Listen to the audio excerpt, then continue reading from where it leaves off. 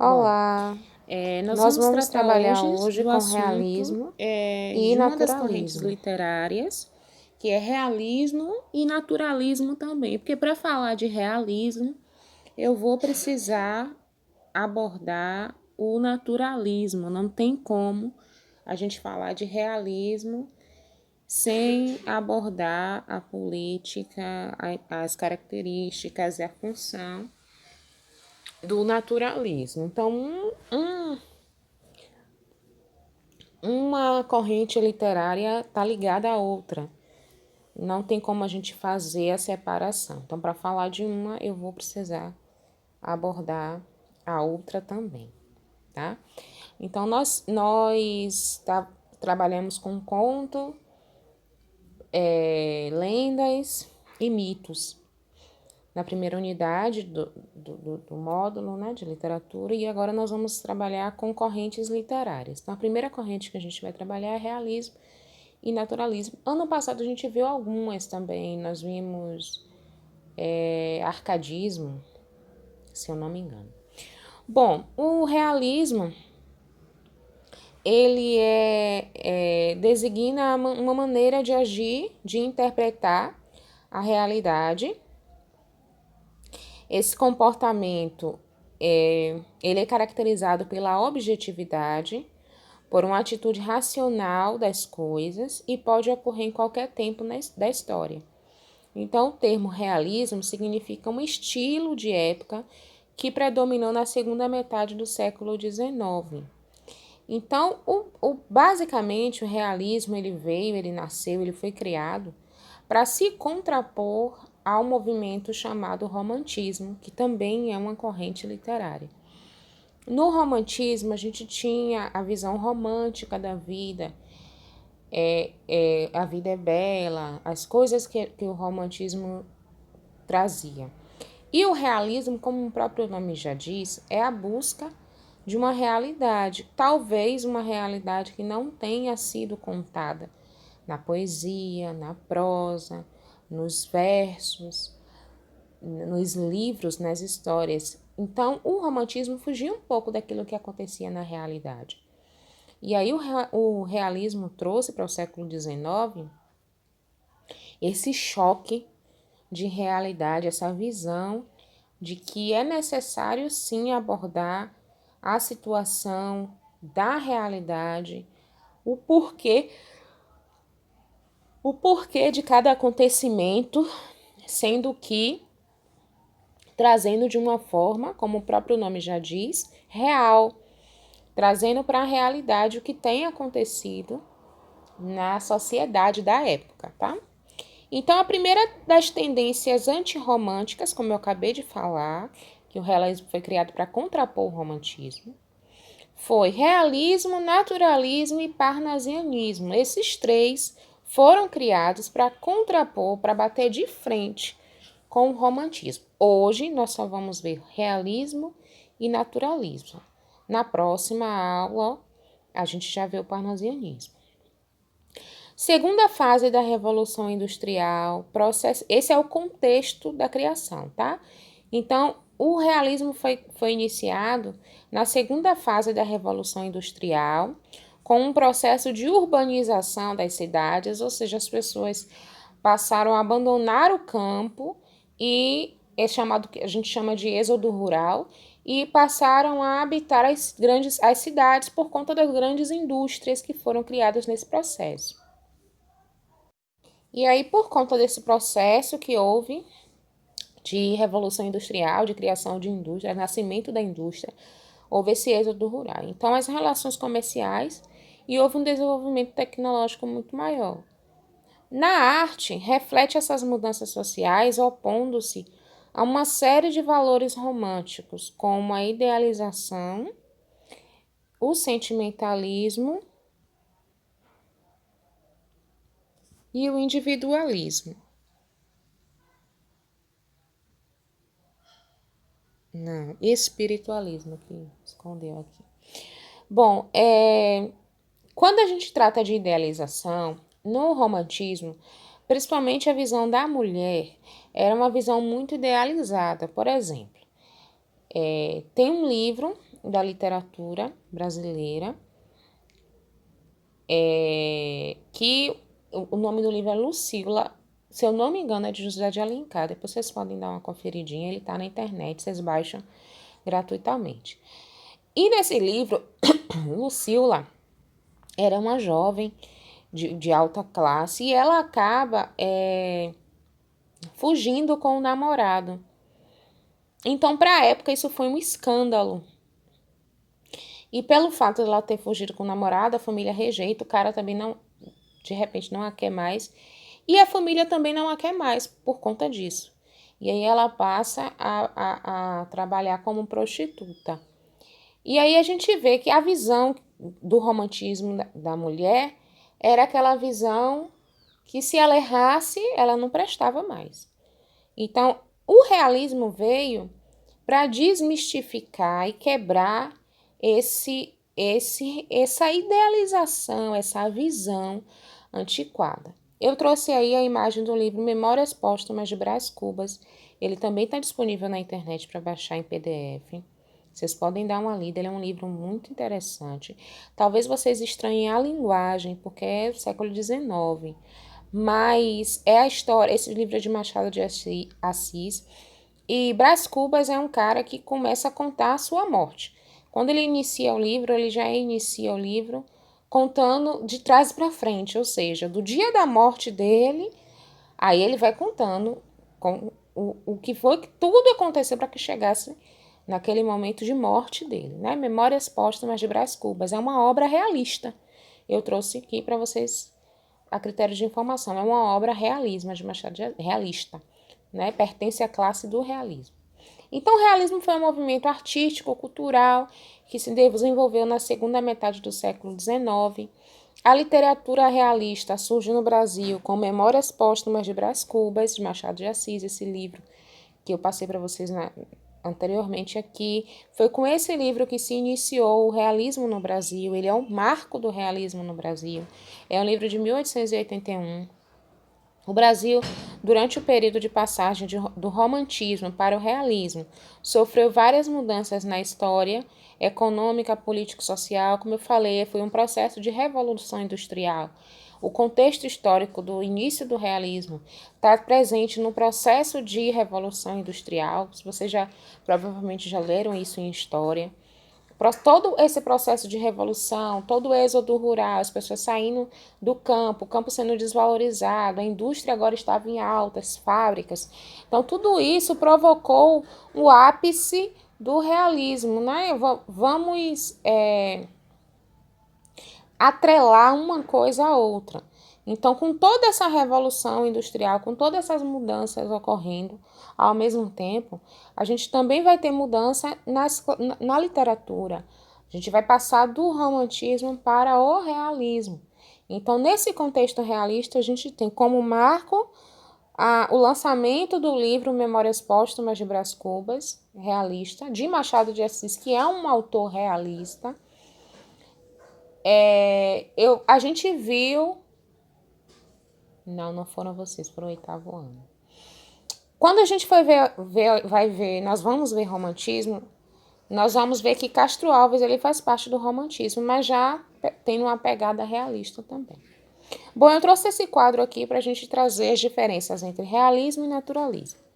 Bom, realismo é a técnica de observação e documentação, busca ser fiel à natureza e aos ambientes observadores. Já o naturalismo, ele é acentuado interesse pela natureza, como o próprio nome já diz, fidelidade aos ambientes retratados. Então, um é ambientes observados e outro ambientes retratados. Realismo retrata a realidade por meio da descrição dos detalhes, o que faz a narrativa ser longa e lenta. No naturalismo, a observação da vida é por meio do método científico. No realismo, retrata a sociedade burguesa e pouco apresenta personagens das classes sociais inferiores. No naturalismo, a preferência é por personagens em ambientes populares, operários, comerciantes, cortiços. Os incidentes do enredo são decorrentes de caráter dos personagens, relação de um movimento literário com a psicologia. No naturalismo, o homem é um animal é a presa de forças fatais e superiores, é impulsionado pela fisiologia, né? Pela natureza dele. Dentre as obras que a gente pode destacar aqui, eu tenho O Cortiço. Eu esqueci o nome do autor, se eu não me engano é essa de Queiroz, mas eu acho que eu estou me enganando. Mas o título é esse, O Cortiço. E ele é uma obra naturalista. Por que é uma obra naturalista? Porque, como o título do livro já diz, o ambiente é um cortiço. O que é um cortiço? No século XIX, um cortiço era como se fosse uma vila. Vocês já devem ter entrado em casas com vila, né? A casa é um lugar estreito, um corredor estreito, onde a gente tem casa uma em frente à outra. Isso antigamente era chamado de cortiço. E por que cortiço? Por que, né, o cortiço, essa obra, o cortiço é naturalista? Porque o cortiço era um local onde as pessoas que não tinham muitas condições financeiras iam morar, né? Ninguém de alta elite da sociedade do século XIX ia morar num cortiço. Só que ia morar no cortiço as pessoas de índole ruim mesmo. Índole ruim que eu digo no sentido financeiro, não é de caráter. Então, lavadeiras, prostitutas, pessoas que trabalhavam, pequenos comerciantes de mercearias, coisas pequenininhas mesmo, costureiras, alfaiates, quem trabalhava com catadores, coisas, profissões inferiores que não eram e não são valorizadas pela sociedade atual. Então, essas pessoas elas faziam parte dos moradores do cortiço. Bom, a segunda metade do século XIX foi marcada por um grande avanço nas ciências naturais, na filosofia, na política e na economia. Não havia mais espaço para as idealizações românticas. Por isso, a literatura do período procurou expressar objetivamente a realidade, descrevendo o mundo de maneira por vezes distanciado e racional. As escolas realistas naturais, escolas, gente, não é escola de aluno, não, escola é tipo assim, como eles são divididos. Eu tenho romantismo, eu tenho arcadismo, então são chamadas escolas literárias. Aí as escolas realista e naturalista, tá? E parnasiana combateram o romantismo e propuseram uma nova forma de análise da sociedade, que foi o que eu falei. Essas três, que a gente hoje está vendo duas, realista e naturalista, tiveram como base combater o romantismo. Esse aí é Machado de Assis, é o autor de Memórias Póstumas de Brás Cubas e de outros romances também que a gente viu aí. Ele tem muitos romances famosos. Machado de Assis é considerado um dos maiores escritores brasileiros. Né? Aproveitem essa quarentena, deem uma olhadinha nos livros dele. Vocês talvez achem chatos no começo, porque a linguagem é diferente. Peguem um dicionário e façam a leitura com um dicionário na mão. Bom, características gerais do realismo e do naturalismo. Tem literatura como denúncia. O que é denúncia? É você ver uma coisa errada lá, um pobre sendo tratado mal, e você ir lá na literatura, no poema, na poesia, ir lá e falar disso, denunciar. Universalismo temático, ou seja, um tema universal. Qual era o tema universal? A crítica à sociedade, a mostra da realidade. Descritivismo, o que é descritivismo? Era o ato de fazer a descrição daquilo que estava sendo observado, tanto na natureza quanto na sociedade. Objetividade narrativa, ou seja, no realismo não ficava assim rolando e rolando e rolando. Era objetivo, a narrativa era uma narrativa objetiva. Valorização do momento histórico presente, linguagem acessível ao leitor e causalidade. A causa era o motivo do desenvolver da situação daquele contexto ali. Então, trazendo mais uma vez a divisão entre realismo e naturalismo, de um lado do realismo eu tenho a burguesia, no naturalismo eu tenho marginalizados. Burguesia é aquele cara que era pobre, mas agora tem dinheiro e se acha o cara porque ele tem dinheiro. Ele esquece que ele já foi pobre. Ele agora só lembra que ele é rico.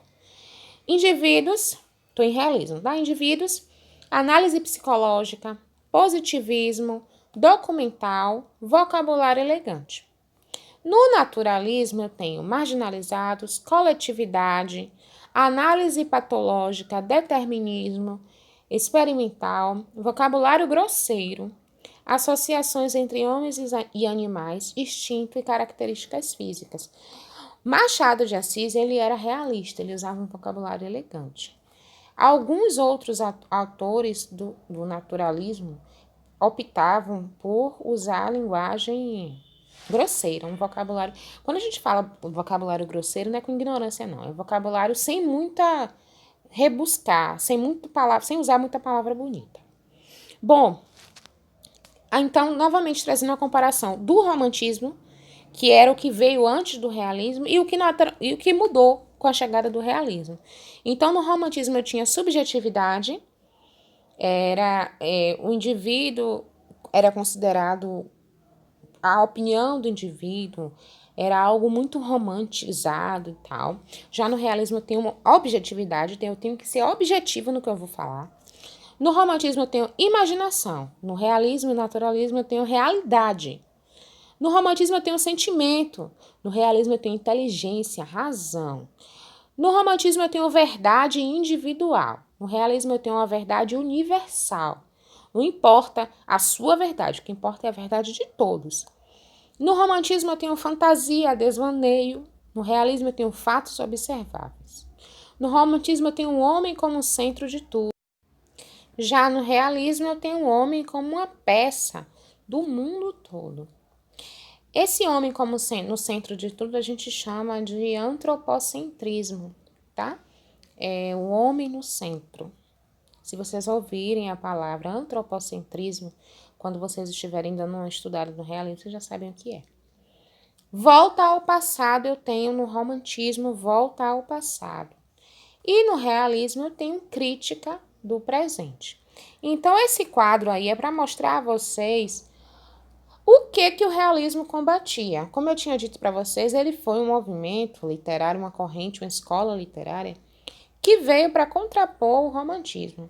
Aí vocês podem ficar na dúvida, contrapor o quê? Quais eram as ideias que o romantismo trazia que o realismo queria contrapor? Queria bater de frente. Contrapor é bater de frente, ser contra, né? Trazer coisas que sejam contra. Bom, realismo e naturalismo. O realismo é uma reação contra o romantismo, eu acabei de falar isso. E o romantismo era a apoteose do sentimento. O que é a apoteose? O ápice, o máximo do sentimento. O realismo é a anatomia do caráter, é a crítica do homem, é a arte que nos pinta a nossos próprios olhos para condenar o que houve de mal na nossa sociedade. Essa é uma citação de Eça de Queiroz. Eça de Queiroz é o autor de um dos livros que eu mencionei, se eu não me engano é do Cortiço.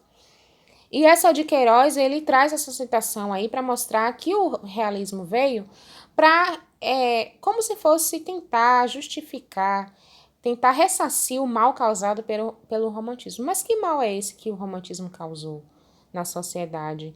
O romantismo, ele trouxe a visão de que estava tudo. Ele veio com essa ideia, né, com essa visão de que estava tudo bem.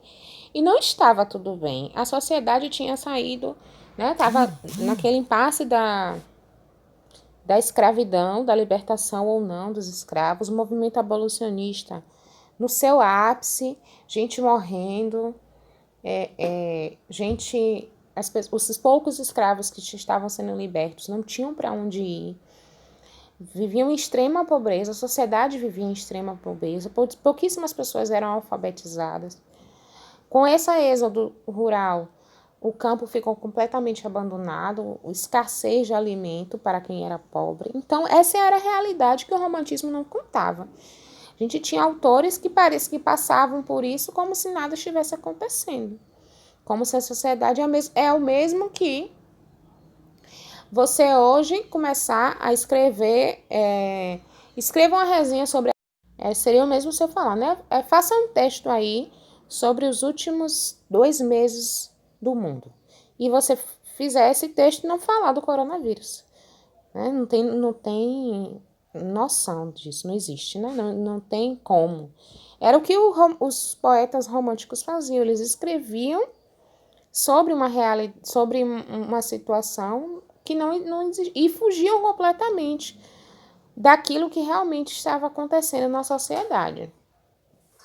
Os únicos poetas que eram, né, que a gente, quando for estudar sobre Castro Alves, a gente vai ver isso. Castro Alves era abolicionista, estava no movimento do romantismo, mas já era considerado poeta realista. Por quê? Porque Castro Alves abordava a escravidão, falava sobre as crueldades que era ser escravo. Então, Castro Alves já era realista, já saindo do romantismo.